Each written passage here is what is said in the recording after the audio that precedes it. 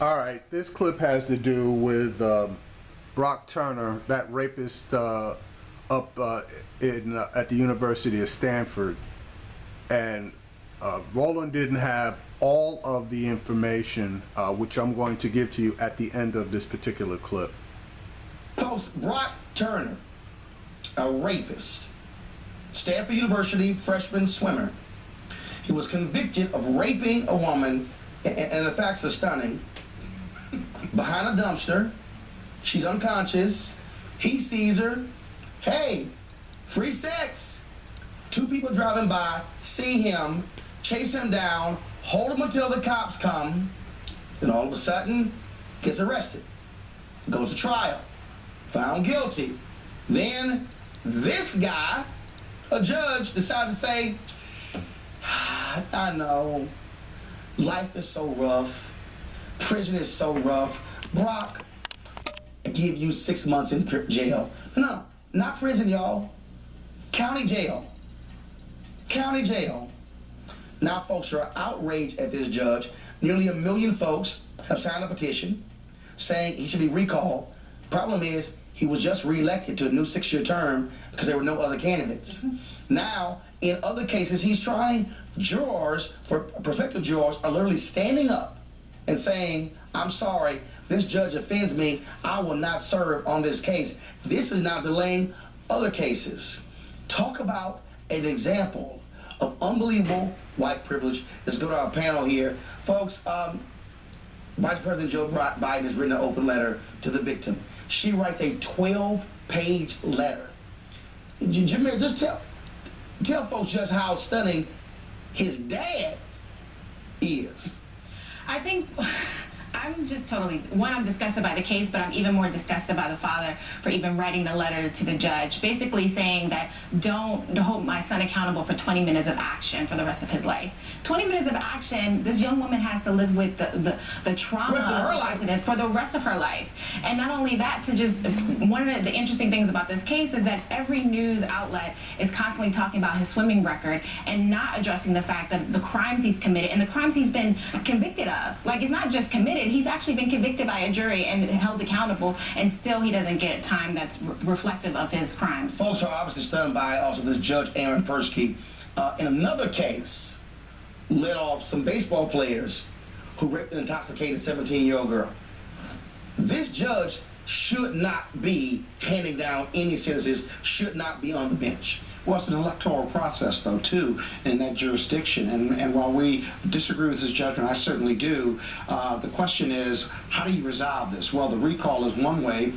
Is the sentencing appealable? But the defendant was found guilty, and so the prosecution in most jurisdictions can't appeal this sentence. The defense certainly won't, because it's 6 months, and so the community is kind of stuck with this. That's what happens when you have judges that are elected versus appointed. Now, they could file complaints against him before a judicial commission, but something has to be done. It's one thing to disagree with a sentencing, and the judge has discretion to do that. It's a whole other thing to get a sentencing by a judge that just clearly on its face is completely out of whack, and just having to live with it. Now you got... All right, so let me just throw this in. In this particular case, part of the defense was that this was a good kid, and he had a problem because he wasn't used to drinking, you know, etc., etc., etc. The investigators went through this kid's email, and they found numerous instances of him asking his buddies where he could get certain drugs, etc., because he wanted to go on a drug binge. Now, I know, and I saw this on another network, that there were at least 3 instances of him having emails and texts requesting drugs. And that information was available to the judge in the investigators' reports.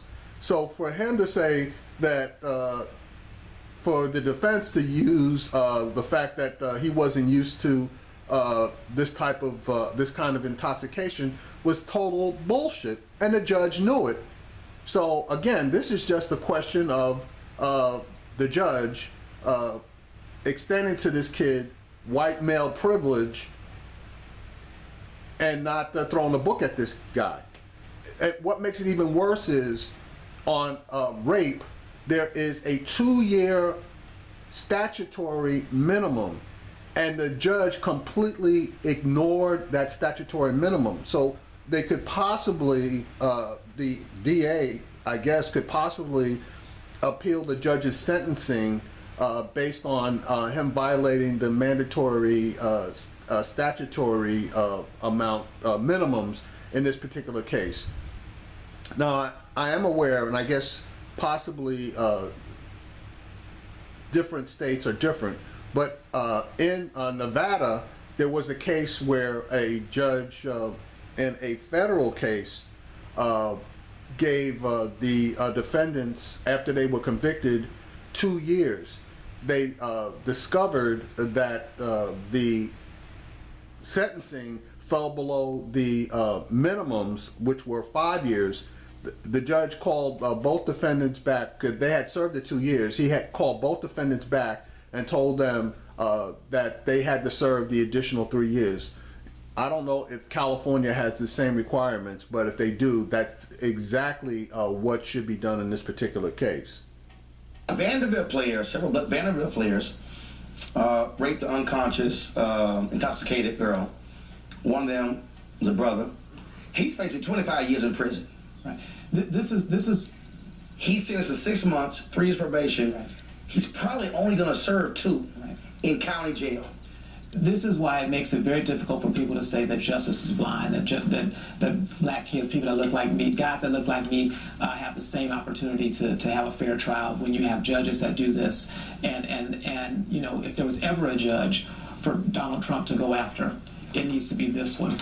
If you want to speak out about a judge, you want to talk about the judicial conduct and the mentality of a judge, this one should be called into question. Why don't you tweet to him? Because I bet you he won't say a word about it. Well, and I think that's part of his campaign team, which I'm not a part of. But at the end of the day, this is why criminal justice reform and these issues have to be bipartisan, and they have to stay on the forefront. And so, yes, you are right, Roland. Donald Trump needs to be well briefed and up to speed and have a position on criminal justice reform, as well as Secretary Clinton, which I know that she does, because these issues are not going to go away. This is happening in 2016, and it's disproportionate to our community and guys that look like me. You're absolutely right. But remember now, we're not in the federal system, we're in the state system. Mm-hmm. And so every state has separate laws, every state's elect judges or appoint judges, and so these sentencing disparities, you're absolutely right. But the problem or the challenge for us who feel like this, who see those disparities, is that every jurisdiction is different, so it's tough to compare what happened in Arizona, for example, to what happens in Illinois. And these are all judgment calls by these judges. So the core issue is you got to better judge. Here's what I'll compare. I'll compare this spoiled brat raped a woman, and this punk judge had the audacity to say, yeah, he's really not a threat to others. Right. He was riding by, sees a woman behind a dumpster and rapes her. That's bizarre. So that's the thing. I think you can actually compare this, because I think what this speaks to is the fact that there is a clear rape culture in America that doesn't take rape issues of rape seriously, and there's a problem regarding the lack of transparency and the lack of accountability regarding individuals who are actually convicted of crimes, whether they be white or black. And so when you talk about reform for the criminal justice system, is recognizing that we need to elect officers and police officers as well as judges who are well more informed, who have a better accountability mechanism regarding from the community and training. And let me tell y'all this last point here. While his dad is a dumbass. Say the least. No, dumb ass. I said it. The daddy wrote this. He used to, quote, be excited to buy Brock a big ribeye steak. Now he barely consumes any food and eats only to exist. Your son raped a woman. An unconscious one. And you tripping on not being able to buy him a ribeye steak. Well, I know people have never even had the pleasure of having steak in the first place. So, sir, take a seat. Several seats. I don't represent the family. Thank God. let me just go ahead. This next story coming up.